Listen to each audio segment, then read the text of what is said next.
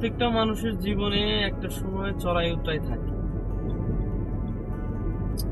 ভালো দিন আসে, আবার খারাপ দিনও আসে, এরপর আবার ভালো দিন। মানুষের জীবন আসে এরকমই বৈচিত্র্যময়।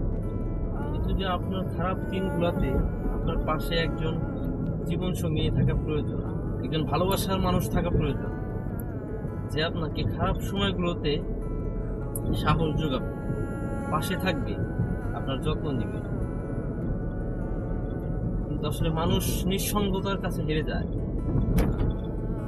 মানুষ নিঃসঙ্গতাকে ভয় পায়, একাকিত্বকে ভয় পায়।